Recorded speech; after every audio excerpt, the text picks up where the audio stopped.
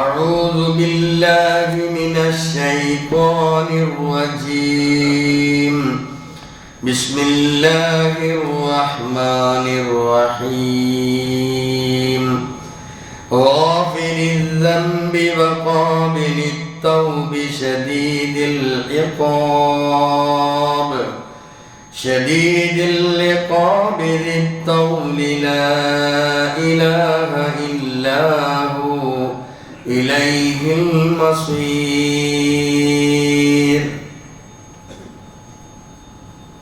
പ്രിയപ്പെട്ട സത്യവിശ്വാസികളെ, വിശ്വാസിനികളെ, അല്ലാഹുവിൻ്റെ നിയമങ്ങളും അവൻ്റെ വിധിവിലക്കുകളും ജീവിതത്തിൻ്റെ എല്ലാ ഓരോ നിമിഷങ്ങളിലും കൃത്യമായി പാലിച്ചുകൊണ്ട് പരമാവധി തഖ്വയിൽ അധിഷ്ഠിതമായി ജീവിക്കണേ എന്ന് എന്നോടും എല്ലാവരോടും വസിയത്ത് ചെയ്യുകയാണ്, ഉപദേശിക്കുകയാണ്.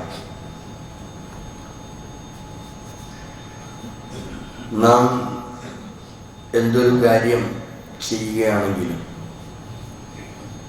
വളരെ പ്ലാനിങ്ങോട് കൂടിയായിരിക്കും, അതല്ലെങ്കിൽ അതിൻ്റെ ഒരു രൂപരേഖ നമ്മൾ ആദ്യം വരച്ചിരിക്കും.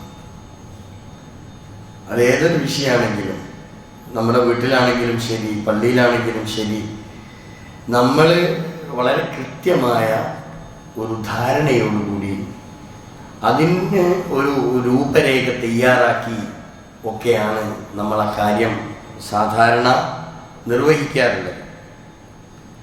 പക്ഷെ നമ്മൾ വരക്കുന്ന പ്ലാനോ അല്ലെങ്കിൽ നമ്മുടെ രേഖയോ അത് ചിലപ്പോൾ വിജയം കാണണം എന്നില്ല.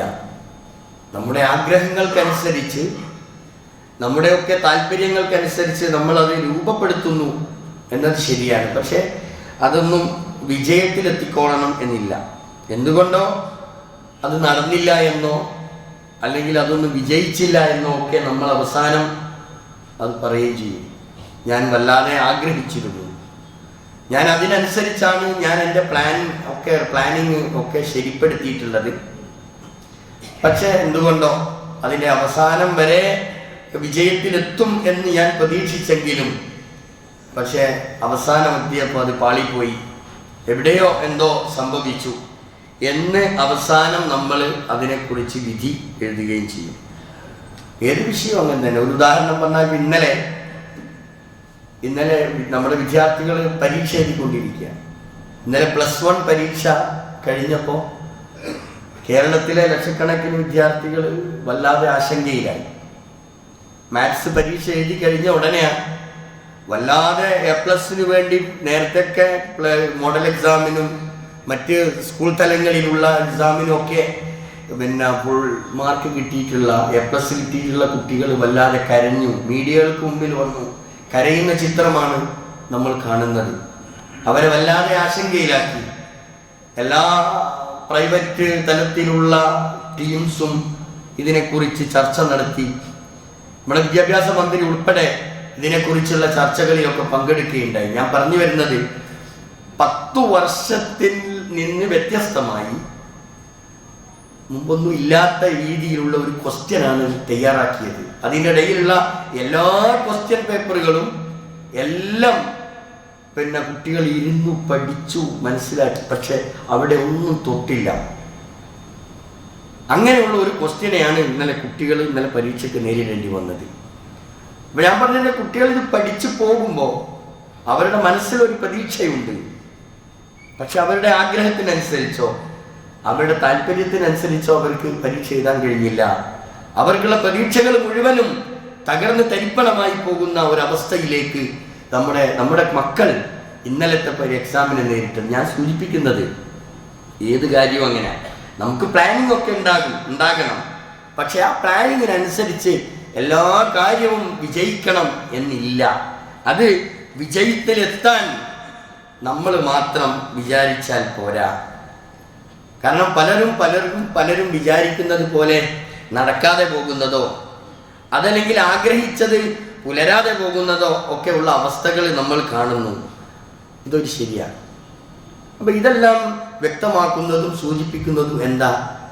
നമ്മുടെ കാര്യങ്ങളൊന്നും നമ്മുടെ കൈകളിലല്ല, നമ്മളിലല്ല ഒരു കാര്യവും കിടക്കുന്നത്. അതൊക്കെ കൈകാര്യം ചെയ്യാൻ, അതൊക്കെ മറ്റാരുടെയോ ഇതങ്ങളനുസരിച്ചോ താല്പര്യങ്ങളനുസരിച്ചോ ആണ് നടക്കുന്നത് എന്ന് വിശ്വാസികളായ നമ്മൾ വളരെ കൃത്യമായ ഒരു ധാരണയുണ്ടാകണം. നമ്മൾ വിചാരിക്കണമൊക്കെ കിട്ടണം എന്ന് വിചാരിച്ച കാര്യമല്ല, അതൊന്നും കിട്ടൂല. ഇതൊക്കെ നൽകുന്നവനും ഇതിനെയൊക്കെ നിയന്ത്രിച്ചു കൊണ്ടിരിക്കുന്നതും നമുക്കറിയാവുന്നതുപോലെ ഈ പ്രപഞ്ചത്തെ ചലിപ്പിക്കുന്ന, ഇതിൻ്റെ ചാലക ശക്തിയായി വർത്തിക്കുന്ന അല്ലാഹു സുബ്ഹാനഹു വ തആല, ആ പ്രപഞ്ചനാഥനിൽ നിന്ന് കിട്ടേണ്ട സംഗതി ഇതാണ്. യഥാർത്ഥത്തിൽ ഇത്തരം അനുഭവങ്ങളിൽ നിന്നാണ് ഇസ്ലാമിക വിശ്വാസത്തിൻ്റെ ഈ അടിസ്ഥാന ആശയം തന്നെ രൂപപ്പെട്ടു വരുന്നത്. ഇത്തരം ചിന്തകളിൽ നിന്നാണ് ഞാൻ സൂചിപ്പിച്ചു വരുന്നത്. ഈ പ്രപഞ്ചത്തിലെ എല്ലാ ചലനങ്ങളുടെയും ചാലക ശക്തിയായി വർത്തിച്ചു കൊണ്ടിരിക്കുന്ന അള്ളാഹുവാണ് ഇതെല്ലാം തീരുമാനിക്കുന്നത്. നമ്മൾ വിചാരിക്കുന്നത് പോലെയൊന്നും കാര്യങ്ങൾ നടക്കണമെന്നില്ല. അപ്പൊ അവൻ്റെ ഔദാര്യവും അള്ളാഹുവിൻ്റെ കാരുണ്യവും ലഭിച്ചാൽ മാത്രമേ രക്ഷപ്പെടാൻ കഴിയൂ. നമ്മൾ വലിയ വീമ്പളക്കാറുണ്ട്. എന്നെ സംബന്ധിച്ചിടത്തോളം എനിക്ക് പ്രശ്നമല്ല, ആവശ്യത്തിനൊക്കെ എൻ്റെ പക്കലുണ്ട്, എനിക്കെല്ലാമായി, എനിക്കിനി ഒരു ബാധ്യതയില്ല, എനിക്കൊരു പ്രശ്നവുമില്ല എന്നൊക്കെ നമ്മൾ തൽക്കാലം നമ്മൾ പറയുന്നുണ്ടെങ്കിലും രക്ഷ കിട്ടണമെന്നുണ്ടെങ്കിൽ, നമ്മൾക്കൊരു സമാധാനം കിട്ടണമെന്നുണ്ടെങ്കിൽ അത് അള്ളാഹു കനിഞ്ഞെങ്കിൽ മാത്രമേ കിട്ടൂ. അവൻ്റെ കാരുണ്യം കൊണ്ടോ അവൻ്റെ ഔദാര്യം കൊണ്ടോ മാത്രമാണ് അതെല്ലാം ലഭിക്കുക. ഒരിക്കലേ നബി കരീം സല്ലല്ലാഹു അലൈഹി വസല്ലമ ഒരിക്കലേ പറഞ്ഞു സഹാബികളോട്, നിങ്ങളിൽ ഒരാളും എന്തുമാത്രം നിങ്ങൾ കർമ്മങ്ങൾ ചെയ്തിട്ടുണ്ടെങ്കിലും ആ കർമ്മങ്ങൾ കൊണ്ടൊന്നും നിങ്ങൾ ഒരിക്കലും സ്വർഗത്തിലെത്തൂല. റസൂലുള്ളാഹി സ്വല്ലല്ലാഹു അലൈഹി വസല്ലമയുടെ ഒരു വർത്തമാനം. ഇത് കേട്ടപ്പോൾ വല്ലാതെ സഹാബികൾക്ക് ആശങ്കയുണ്ടായി.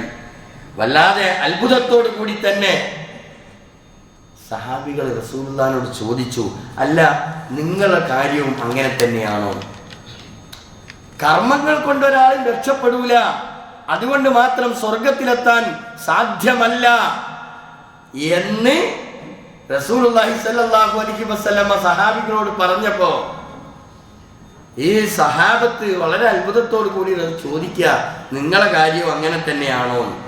അപ്പോൾ നബി സല്ലല്ലാഹു അലൈഹി വസല്ലമ പറഞ്ഞു, ഞാനും വെറും കർമ്മങ്ങൾ കൊണ്ട് ഒരിക്കലും സ്വർഗത്തിൽ എത്തും എന്ന് പറയാൻ കഴിയില്ല. പിന്നെ എന്തു വേണം? അള്ളാഹുവിൻ്റെ ഔദാര്യവും അതേപോലെ തന്നെ അവൻ്റെ കാരുണ്യവും വലയം ചെയ്താലല്ലാതെ ഒരിക്കലും രക്ഷപ്പെടാൻ കഴിയില്ല എന്നാരാ പറഞ്ഞത്? അള്ളാഹുവിൻ്റെ പ്രവാചകൻ. അപ്പോൾ രക്ഷ കിട്ടണമെങ്കിൽ, ദുനിയാവിലും ആഖിറത്തിലും രക്ഷ കിട്ടണമെങ്കിൽ അള്ളാഹുവിൻ്റെ അപാരമായ അനുഗ്രഹവും അള്ളാഹുവിൻ്റെ കാരുണ്യവും ഇത് രണ്ടും ഒത്തുവന്നെങ്കിൽ മാത്രമേ അത് ലഭ്യമാകൂ എന്ന് നാം മനസ്സിലാക്കണം. കാരുണ്യം എന്ന് പറയുന്നത് അള്ളാഹുവിൻ്റെ തീരുമാനമാണ്. അതുകൊണ്ട് തന്നെ നമ്മളത് ചോദിച്ചു വാങ്ങണം. അള്ളാഹുവിൻ്റെ നിഅമത്തും അനുഗ്രഹവും കാരുണ്യവും ഔദാര്യവും ഇതെല്ലാം നമ്മൾക്ക് ലഭ്യമാകണമെങ്കിൽ നമ്മൾ അള്ളാഹുവിനോട് ചോദിച്ചുകൊണ്ടിരിക്കണം. പക്ഷേ അള്ളാഹു നമ്മെ അറിയിക്കാൻ വേണ്ടി പ്രവാചകൻ സല്ലല്ലാഹു അലൈഹി വസല്ലമയോട് പറയുന്നുണ്ട്, ഖുൽ നബിയെ പറയുക, യാ ഇബാദിയല്ലദീന അസ്റഫു അലാ അൻഫുസിഹിം, സ്വന്തത്തോട് എതിര് പ്രവർത്തിച്ച്, സ്വന്തത്തോട് വേണ്ടാത്തത് ചെയ്ത് ധിക്കാരം പ്രവർത്തിച്ചിട്ടുള്ള എൻ്റെ അടിമകളെ, ലാ തഖ്നതു മിർ റഹ്മത്തില്ലാഹ്, എൻ്റെ കാരുണ്യത്തെ തൊട്ട് നിങ്ങളാരും നിരാശപ്പെടേണ്ടതില്ല. ഇന്നല്ലാഹ യഗ്ഫിറു ദുനൂബ ജമീഅ, അല്ലാഹു എല്ലാ പാപങ്ങളും പൊറുക്കുന്നവനാണ്. ഇന്നഹു ഹുവൽ ഗഫൂറുർ റഹീം, അല്ലാഹു അങ്ങേയറ്റം കരുണാവാരിധിയും പാപങ്ങൾ പൊറുക്കുന്നവനുമാണ്. ഇതാണ് ഒരു വിശ്വാസിയെ സംബന്ധിച്ചിടത്തോളം ഏക സമാധാനമുള്ളത്. കാരണം നാം ചെയ്യുന്ന തെറ്റുകൾ, നമ്മൾ അറിഞ്ഞും അറിയാതെയും നമ്മളിൽ വന്നുപോയിട്ടുള്ള പാപങ്ങൾ ഏറ്റുപറഞ്ഞ് അള്ളാഹുവിന്റെ മുമ്പിൽ സമർപ്പിച്ചാൽ അതിന് പരിഹാരമുണ്ട് എന്നാണ് ഈ വചനം നമ്മെ പഠിപ്പിക്കുന്നത്. നമ്മൾ അതിന് തയ്യാറാകണമെന്നതാ. വറഹ്മത്തി, അള്ളാഹുവിന്റെ റഹ്മത്ത്, എന്റെ റഹ്മത്ത് വസിഅത് കുല്ല ശൈഇൻ, അതെല്ലാ വസ്തുവിലും വ്യാപിച്ചു കിടക്കുകയാ. അള്ളാഹു അവന്റെ നൂറിൽ ഒരു ഭാഗം മാത്രമാണ് എല്ലാ ജീവികൾക്കുമായി അള്ളാഹുവിടെ വിഭജിച്ചിരിക്കുന്നത്. ബാക്കി 99% അള്ളാഹുവിൽ സ്റ്റോക്കാ. ഒരു ഭാഗം മാത്രമാണ് നമ്മൾ അനുഭവിച്ചു കൊണ്ടിരിക്കുന്നത്. അതുകൊണ്ട് ആ ഒരു ഭാഗം തന്നെ നമ്മൾ എന്തുമാത്രം അനുഭവിക്കുന്നു എന്നതിനെ കുറിച്ച് നമ്മൾ ആലോചിക്കണം. ആ അള്ളാഹുവിനോട് നന്ദി കാണിച്ചുകൊണ്ട് ഏറ്റവും അവന്റെ നന്ദിയുള്ള ഒരടിമയായി ജീവിക്കുക എന്നതാണ് ഏതൊരു വിശ്വാസിയുടെയും ബാധ്യത എന്ന് പറയുന്നത്. നമ്മൾ ഒരിക്കലും നിരാശപ്പെടാൻ പാടില്ല. അള്ളാഹുവിന്റെ അടിമയെ സംബന്ധിച്ച് അള്ളാഹുവിന് അവൻ പാപങ്ങൾ പൊറുക്കുന്നതിന് വേണ്ടി, ഇസ്തിഗ്ഫാറിന് വേണ്ടി അപേക്ഷിക്കുന്നത് അവൻ ഏറെ ഇഷ്ടമാണ് എന്ന് ഹദീസുകളിലൂടെ നമുക്ക് മനസ്സിലാക്കുവാൻ സാധിക്കും.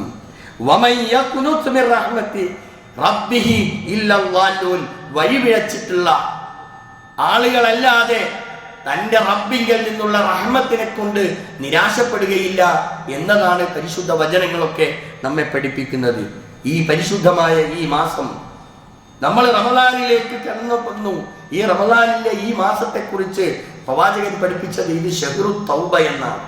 പാപമോചനത്തിന്റെ, തൗബയുടെ, പശ്ചാത്താപത്തിന്റെ, ഷഹ്റുൽ ഗുഫ്റാൻ, അതേപോലെ തന്നെ ഷഹ്റുൽ ഇഹ്സാൻ എന്നൊക്കെ പേരിട്ട് വിളിച്ചിട്ടുള്ള മഹത്തായ മാസത്തിലൂടെയാണ് നാം കടന്നു പോകുന്നത്. അതുകൊണ്ട് തന്നെ നമ്മൾ ചെയ്യുന്ന ഓരോ കാര്യങ്ങൾ അത് ഖൈറുള്ളതാവാം, ശർറുള്ളതാകാം. ഖൈറിനാണെങ്കിൽ ഖൈറിന് വേണ്ടി അള്ളാഹുവിനോട് പ്രാർത്ഥിക്കണം. അള്ളാഹുവേ, ഞാൻ ചെയ്തിട്ടുള്ള അമലുകൾ എന്നിൽ നിന്ന് കബൂൽ ചെയ്യണേ അല്ലാഹ് എന്ന് നമ്മൾ പ്രാർത്ഥിക്കണം. തെറ്റ് അറിയാതെ വന്നു പോയിട്ടുണ്ടെങ്കിൽ ആ തെറ്റിൽ നിന്ന് മോചനം നേടാനുള്ള ഒരു സുവർണാവസരമാണ് ഈ പരിശുദ്ധ റമളാൻ മാസം. അതുകൊണ്ട് ഖുർആൻ പറയുന്നു, തൂബു ഇലല്ലാഹ്, തൂബു ഇലല്ലാഹ്, നിങ്ങൾ അല്ലാഹുവിലേക്ക് പശ്ചാത്തപിച്ചു മടങ്ങൂ. അയ്യുഹൽ മുഅ്മിനൂൻ, സത്യവിശ്വാസികളെ. ഇത് പറയുമ്പോൾ തന്നെ അല്ലാഹു സുബ്ഹാനഹു വ തആല വിശദീകരിച്ചു ആർക്കാണ് തൗബ എന്ന് പറയുന്നത്, പശ്ചാത്താപം ആർക്കാണ് എന്നുകൂടി ഖുർആൻ തന്നെ വിശദീകരിച്ചു. ഇന്നമ തൗബതു അലല്ലാഹ്, ഒരു അടിമ അല്ലാഹുവിനോട് പശ്ചാത്താപത്തിന് വേണ്ടി കേണപേക്ഷിച്ചാൽ ആ തൗബ സ്വീകരിക്കൽ അല്ലാഹുവിനെ സംബന്ധിച്ചിടത്തോളം ബാധ്യതയുള്ള കാര്യമാണ്. ജഹാലത്ത് കൊണ്ട്, അറിവില്ലായ്മ കൊണ്ട് തെറ്റുകൾ ചെയ്തു, അങ്ങനെ തെറ്റുകൾ ധാരാളമായി ചെയ്തിട്ടുള്ള ഏതൊരു മനുഷ്യനെ സംബന്ധിച്ചിടത്തോളം അവന് പശ്ചാത്തപിച്ചു മടങ്ങാം. സുമ്മ യതൂബൂന മിൻ ഖരീബ്, വളരെ പെട്ടെന്ന് തന്നെ, വളരെ എളുപ്പത്തിൽ തന്നെ തന്റെ റബ്ബിനോട് ചെയ്തു പോയ തെറ്റുകളും കുറ്റങ്ങളും ഏറ്റുപറഞ്ഞ് അള്ളാഹുവിൽ നിന്ന് പശ്ചാത്താപം സ്വീകരിക്കാൻ, അത് നേടാനുള്ള ശ്രമങ്ങളാണ് ഏതൊരു മനുഷ്യനും ചെയ്യേണ്ടത്. അങ്ങനെയെങ്കിൽ ഫഉലൈക യതൂബുല്ലാഹു അലൈഹിം, അങ്ങനെയുള്ളവർക്ക് അല്ലാഹു തആല അവരുടെ പാപങ്ങൾ പുറത്തു കൊടുക്കുമെന്നും. വകാന അല്ലാഹു അലീമൻ ഹകീമ, അല്ലാഹു യുക്തിമാനാണ്, എല്ലാ കാര്യങ്ങളെ സംബന്ധിച്ചും വളരെ വ്യക്തമായി അറിയുന്നവനാണ്. ഇതാണ് അല്ലാഹു തന്റെ അടിമകൾക്ക് ചെയ്യുന്ന ഏറ്റവും വലിയ നേട്ടം, മേന്മ എന്ന് പറയുന്നത്. ഇനി തൗബ ചെയ്യുമ്പോൾ, പശ്ചാത്തപിക്കുമ്പോൾ ചില നിബന്ധനകളുണ്ട്. അതിൽ ഒന്നാമതായും നാം മനസ്സിലാക്കേണ്ടത്, പണ്ഡിതന്മാർ ഇതിനെ സംബന്ധിച്ച് വിശദീകരിച്ചിട്ടുള്ളത്, ചെയ്ത തെറ്റ് പിന്നീട് ചെയ്യാതിരിക്കുക, പൂർണ്ണമായും ആ തെറ്റിൽ നിന്ന് വിരമിക്കണം എന്നതാണ്. ഇബ്നു ബാസ് റഹിമഹുല്ലാ ഇതിനെ സംബന്ധിച്ച് സൂചിപ്പിച്ചത് അൽ ഇലാജുൽ ഹഖീഖി, യഥാർത്ഥത്തിലുള്ള ചികിത്സ, ലിദ്ദുനൂബ്, തെറ്റുകൾക്കുള്ള, പാപങ്ങൾക്കുള്ള അടിസ്ഥാനപരമായ ചികിത്സ എന്ന് പറയുന്നത് യകൂനു ബിത്തൗബതി ഇലല്ലാഹ്, അല്ലാഹുവിലേക്ക് അവൻ ആത്മാർത്ഥമായി ഖേദിച്ചു മടങ്ങുക എന്നതും, വതർക്കുൽ മആസി, അവൻ മഅസിയത്തുകൾ, തെറ്റുകൾ, കുറ്റങ്ങൾ അവൻ പൂർണ്ണമായും ഉപേക്ഷിക്കുകയും എന്നിട്ട് വളരെ സത്യസന്ധമായി വസിദ്ഖു ഫീ ദാലിക്, വളരെ ആത്മാർത്ഥതയോടുകൂടി, സത്യസന്ധതയോടുകൂടി അവൻ ജീവിക്കാൻ അവൻ തയ്യാറാവുകയും ചെയ്യുക എന്നതാണ് ഏതൊരു വിശ്വാസിയും ചെയ്യേണ്ടത്. തെറ്റുകൾ ചെയ്യാം, സ്വാഭാവികമാണ്. പിന്നീട് ആ തെറ്റിന് പൊറുക്കലിനെ തേടിയതിനു ശേഷം വീണ്ടും വീണ്ടും വീണ്ടും ആ തെറ്റ് ആവർത്തിക്കാതിരിക്കുക എന്നതാണ്. രണ്ടാമതായി നാം മനസ്സിലാക്കേണ്ടത്, ചെയ്ത തെറ്റിനെ കുറിച്ച് ആത്മാർത്ഥമായി നമ്മൾ ഖേദിച്ചു മടങ്ങണം. അള്ളാഹുവിനോട് നമ്മൾ കരഞ്ഞ് അള്ളാഹുവിനോട് നമ്മൾ അർത്ഥിച്ചാൽ ആ പ്രാർത്ഥന അള്ളാഹു സ്വീകരിക്കുമെന്നതാണ്. അതേപോലെ തന്നെ മൂന്നാമതായി നിബന്ധനയായി നാം മനസ്സിലാക്കേണ്ടത് വഅല്ലാ യഊദ ഇലൈഹ, അതിലേക്ക് വീണ്ടും മടങ്ങാതിരിക്കുക എന്നതാണ്.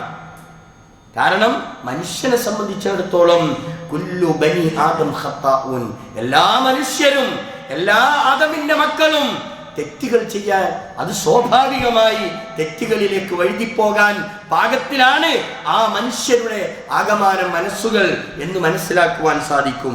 എന്നാൽ വഖൈറുൽ ഖത്താഈന തവ്വാബൂൻ, എന്നാൽ തൗബ ചെയ്യുന്നവരാണ് തെറ്റുകളിൽ വഖൈറുൽ ഖത്താഈന, തെറ്റുകാരിൽ ഏറ്റവും ഉത്തമർ എന്ന് പറയുന്നത് അവർ തവ്വാബൂനാണ്, അവർ പശ്ചാത്തപിച്ചു മടങ്ങുന്നവരാണ്.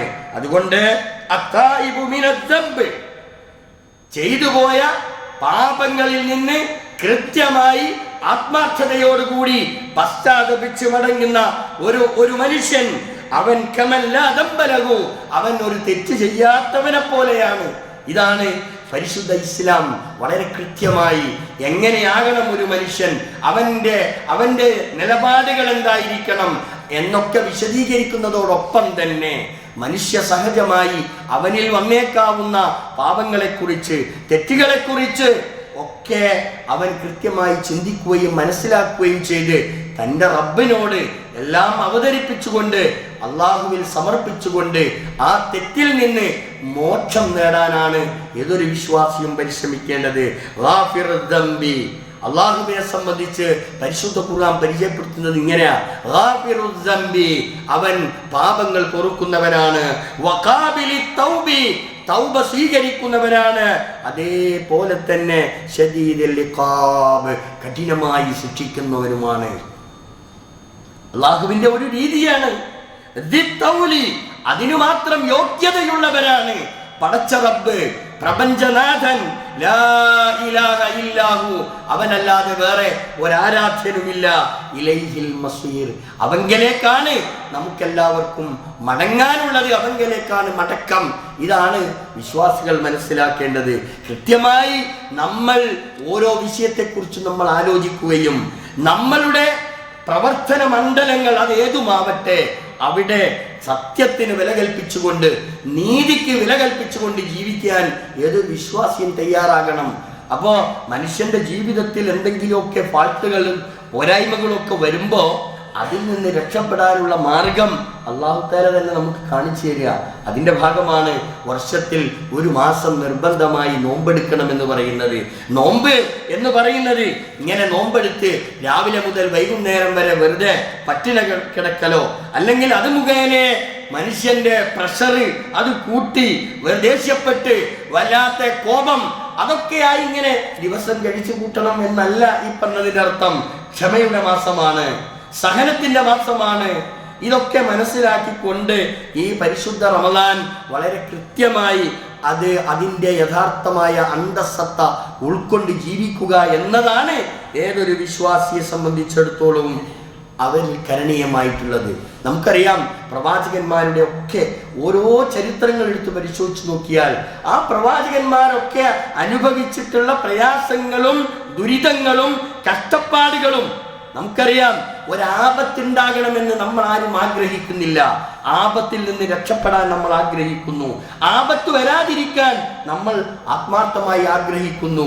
ഇനി എങ്ങാനും വല്ല വിധേനയും ഏതെങ്കിലും നിലയ്ക്ക് ആപത്തിൽ പെട്ടുപോയാലോ അള്ളാഹുവിന്റെ കാരുണ്യത്തിന് വേണ്ടി നമ്മൾ കൈ നീട്ടണം, അവങ്കലേക്ക് നമ്മുടെ കൈകൾ നീട്ടണം. പ്രവാചകന്മാര് അനുഭവിച്ച പ്രശ്നങ്ങളൊക്കെ എന്തുമാത്രമായിരുന്നു എന്ന് ഖുർആൻ വിശദീകരിക്കുന്നുണ്ട്. ഹൂദ് നബിയുടെ ചരിത്രം പറയുന്നിടത്ത് നമുക്കറിയാം, വലമ്മ അംറുന നജ്ജൈനാ ഹൂദൻ, ഹൂദ് അലൈഹിസ്സലാത്തു വസ്സലാമയെ വല്ലദീന ആമനൂ മഅ, അദ്ദേഹത്തെ മാത്രമല്ല അദ്ദേഹത്തിൽ വിശ്വസിച്ചിട്ടുള്ള ആളുകളെയും നാം രക്ഷപ്പെടുത്തുകയുണ്ടായി. ബിറഹ്മത്തിൻ മിന്ന, നമ്മുടെ കാരുണ്യം കൊണ്ടാണ് അവരെ നാം രക്ഷപ്പെടുത്തിയത്. ആപത്തിൽ നിന്ന് രക്ഷപ്പെടുത്തുന്നത്, പ്രയാസങ്ങളിൽ നിന്ന് മോചിപ്പിക്കുന്നത് അത് അല്ലാഹുവിന്റെ കാരുണ്യമാണ്. വനജൈനാഹും മിൻ അദാബിൻ ഖലീൽ, കഠിന കഠോരമായ അങ്ങേയറ്റത്തെ ശിക്ഷയിൽ നിന്ന് അവരെ നാം രക്ഷപ്പെടുത്തി എന്ന് അല്ലാഹു തആല പറയുന്നു. ഇത് അല്ലാഹുവിന്റെ അപാരമായ കാരുണ്യം കൊണ്ടാണ്, റഹ്മത്ത് കൊണ്ടാണ്. അതേപോലെ തന്നെ സ്വാലിഹ് നബിയുടെ കഥ വിശദീകരിക്കുന്നത് കാണാം. ഫലമ്മാ ജാഅ അംറുനാ നജൈനാ സ്വാലിഹൻ, സ്വാലിഹ് അലൈഹിസ്സലാത്തു വസ്സലാമിനെയും വല്ലദീന ആമനൂ മഅ, അദ്ദേഹത്തിൽ വിശ്വസിച്ചവരെയും നാം രക്ഷപ്പെടുത്തിയിട്ടുണ്ട്. ബിറഹ്മത്തിൻ മിന്ന, അതും നമ്മുടെ കാരുണ്യം കൊണ്ടാണ് നാം രക്ഷപ്പെടുത്തിയത്. വമിൻ ഖിസി യൗമൈദിൻ, അന്നേ ദിവസത്തെ അങ്ങേയറ്റത്തെ വല്ലാതെ വിഷമിപ്പിക്കുന്ന അപമാനിതമായ ആ അവസ്ഥ വന്ന സന്ദർഭത്തിൽ നാം നമ്മുടെ കാരുണ്യം കൊണ്ടാണ് അദ്ദേഹത്തെ രക്ഷപ്പെടുത്തിയത്. അദ്ദേഹത്തിന്റെ കൂടെ വിശ്വസിച്ചവരെ നാം രക്ഷപ്പെടുത്തിയത്. ഇന്ന റബ്ബക ഹുവൽ ഖവിയ്യുൽ അസീസ്, നിന്റെ റബ്ബ് അങ്ങേയറ്റം ശക്തിയുള്ളവനാണ്, പ്രതാപശാലിയാണ്. ഇങ്ങനെ പ്രവാചകന്മാരുടെ ചരിത്രം, ശുഐബ് നബിയുടെ ചരിത്രം, അയ്യൂബ് നബിയുടെ ചരിത്രം, മൂസാ നബിയുടെ ചരിത്രം, ഇതൊക്കെ ഓരോന്നോരോന്നും നമ്മൾക്ക് പാഠം നൽകുന്നത്. അവരൊക്കെ ഏതെല്ലാം പ്രതിസന്ധി ഘട്ടങ്ങളിൽ വന്നിട്ടുണ്ടോ ആ പ്രതിസന്ധിയിൽ നിന്നൊക്കെ രക്ഷപ്പെടുത്തിയത് അല്ലാഹുവിന്റെ റഹ്മത്ത് കൊണ്ടാണ് എന്ന് നാം മനസ്സിലാക്കണം. അപ്പം ആ റഹ്മത്തിന് വേണ്ടി, കാരുണ്യത്തിന് വേണ്ടി, ഔദാര്യത്തിന് വേണ്ടി നമ്മൾ അല്ലാഹുവിലേക്ക് തിരിയണം. അല്ലാഹുവിനോട് നമ്മൾ ചോദിക്കണം. അതിന് കിട്ടിയിട്ടുള്ള ഏറ്റവും യോജിച്ച സമയമാണ് ഈ പരിശുദ്ധ റമളാൻ. അതുകൊണ്ട് ഈ റമളാനിൽ പരമാവധി അള്ളാഹുവിന്റെ ഔദാര്യവും അവന്റെ കാരുണ്യവും നേടിയെടുക്കാൻ എല്ലാ വിശ്വാസികളും തയ്യാറാവണം. അള്ളാഹു നമ്മെ എല്ലാവരെയും അനുഗ്രഹിക്കുമാറാവട്ടെ.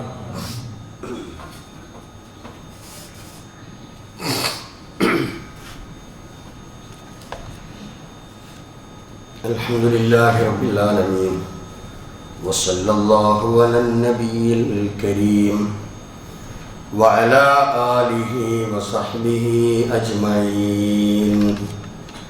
أيها الإخوان والأخوات، أوصيكم وإياي ثانيا بتقوى الله. പ്രിയപ്പെട്ട സഹോദരങ്ങളെ, അല്ലാഹുവിനെ സൂക്ഷിച്ച് തഖ്വയുള്ളവരായി ജീവിക്കണേ എന്ന് ഒരിക്കൽ കൂടി വസിയത്ത് ചെയ്യുകയാണ്, ഉപദേശിക്കുകയാണ്. നാം നിർവഹിക്കുന്ന ഏത് ഒരു ആരാധനാ കർമ്മമാണെങ്കിലും പ്രത്യക്ഷത്തിൽ അതിന് രണ്ട് തലമുണ്ട്. അതൊന്ന് അതിൻ്റെ ബാഹ്യ തലമാണ്, മറ്റൊന്ന് ആന്തരിക തലമാണ്. അപ്പോൾ ഇത് രണ്ടും, ബാഹ്യ തലവും ആന്തരിക തലവും ഒക്കെ കൃത്യമായി ഏതൊരു വിശ്വാസിയും മനസ്സിലാക്കേണ്ടത്. അപ്പോൾ നമസ്കാരം, ഉദാഹരണം നമസ്കാരം, നമ്മൾ അല്ലാഹുവിന് ചെയ്യുന്ന ഇബാദത്തുകളിൽ ഏറ്റവും പ്രധാനപ്പെട്ട ഒന്നാണ് നമസ്കാരം എന്ന് പറയുന്നത്. നമസ്കാരത്തെ സംബന്ധിച്ച് റസൂലുള്ളാഹി സ്വല്ലല്ലാഹു അലൈഹി വസല്ലമ പറഞ്ഞത് സ്വലാത്തുൻ ബിലാ ഖുശൂ, ഭയഭക്തി ഇല്ലാത്തവന്റെ നമസ്കാരം. അങ്ങനെ ഒരാൾ നിസ്കരിക്കുകയാണെങ്കിൽ ആ നിസ്കാരം എന്ന് പറയുന്നത് ജസദുൻ ബിലാ റൂഹ്, ആത്മാവില്ലാത്ത ശരീരം പോലെയാണ്. അപ്പം അതിൻ്റെ ഗൗരവം എന്തുമാത്രമാണ് എന്ന് മനസ്സിലാക്കാൻ നമുക്ക് എളുപ്പമാണ്.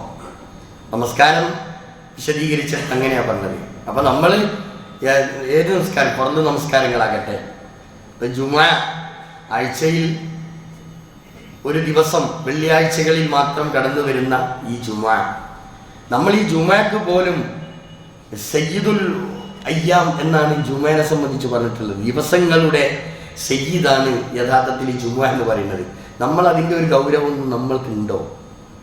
നമ്മളൊരു കാനേഷുമാരി, ഞാൻ ഒരു ഒരു ഒരു ഒരു എൻ്റെ ഒരു ബാധ്യത, അത് എപ്പോഴെങ്കിലും ജുമാ ഖുതുബ തീരുന്നതിന് മുമ്പ് എങ്ങനെയെങ്കിലും പള്ളിയിൽ കയറി അങ്ങനെ അങ്ങ് ചെലവഴിക്കണം എന്ന് മനസ്സിലാക്കുന്ന ഒരു രീതിക്കപ്പുറം ഇത് എൻ്റെ ഒരു ബാധ്യതയാണ്, ഞാൻ നേരത്തെ പോകേണ്ടവനാണ് ഞാൻ ഇന്ന് എൻ്റെ തിരക്കുകളില്ലാത്ത മനുഷ്യരില്ല, എല്ലാവർക്കും തിരക്കുണ്ട്.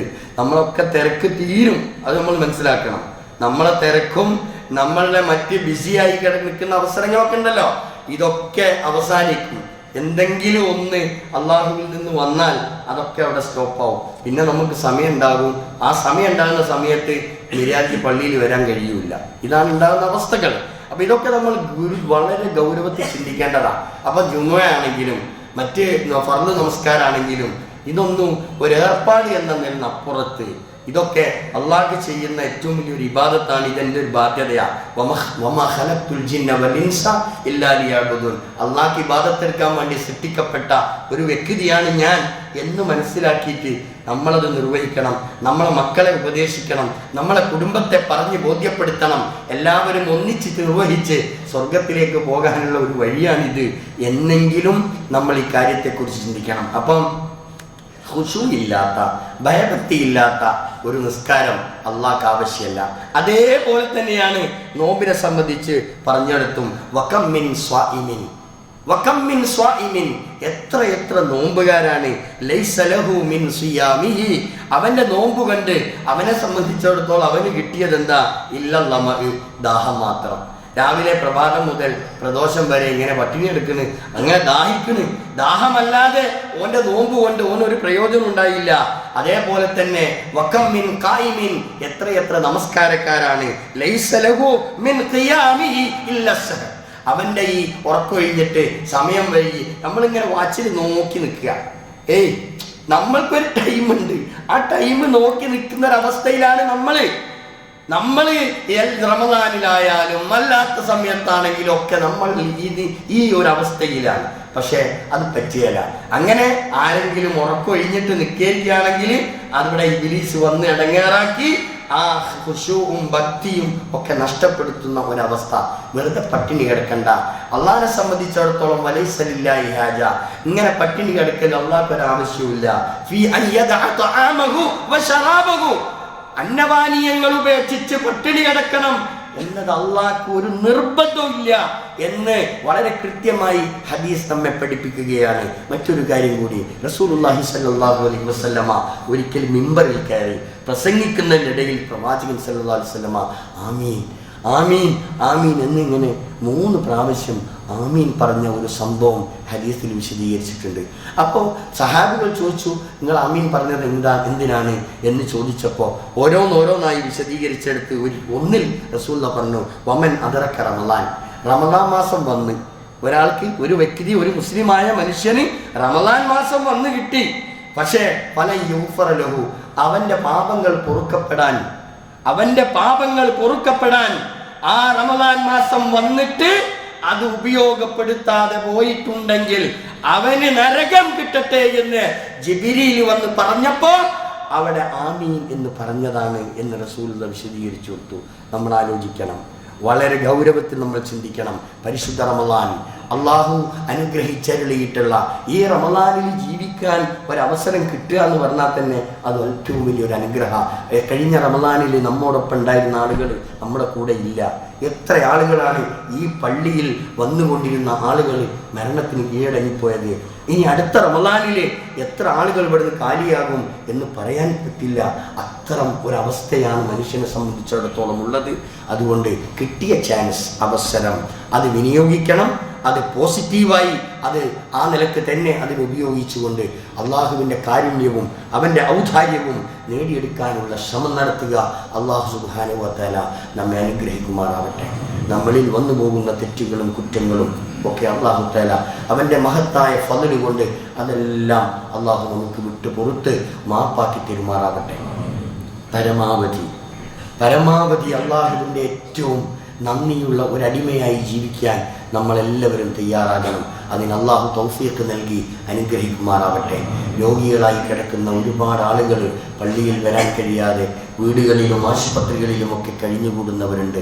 അള്ളാഹുവേ, അവരുടെ രോഗങ്ങൾക്ക് ശിഫ നൽകി അനുഗ്രഹിക്കണേ അള്ളാഹുവേ. ഒരുപാട് ആളുകൾ, സഹോദരങ്ങൾ ഈ ദേശത്തുള്ള ആളുകളും അതേപോലെ തന്നെ ഇതിൻ്റെ സമീപ സ്ഥലങ്ങളിലൊക്കെയുള്ള ഒരുപാട് ആളുകൾ ഞങ്ങളോട് വിട പറഞ്ഞ് നിന്റെ സന്നിധിയിലേക്ക് എത്തിക്കഴിഞ്ഞു നാഥ. അള്ളാഹുവേ അവർക്കൊക്കെ മഗ്ഫിറത്തും റഹ്മത്തും നൽകി അനുഗ്രഹിക്കണേ. നാളെ ജന്നാത്തുൽ ഫിർദൗസിൽ അവരെയും ഞങ്ങളെയും അള്ളാഹുവേ ഒരുമിച്ച് കൂട്ടണേ. അള്ളാഹുവേ ലോകത്തിൻ്റെ നാനാഭാഗത്തും മുസ്ലിം സമൂഹം, മുസ്ലിം ഉമ്മത്ത് അനുഭവിക്കുന്ന പ്രയാസങ്ങളും പ്രതിസന്ധികളും, ഫലസ്തീനിലെ മക്കൾ പട്ടിണി കൊണ്ട് മരണപ്പെടുന്ന ഈ അത്രയും ദാരുണമായ ഈ ഒരു സന്ദർഭത്തിൽ അവർക്ക് വേണ്ടി ഒരല്പം പ്രാർത്ഥിക്കാൻ നമ്മൾ സമയം കണ്ടെത്തണം.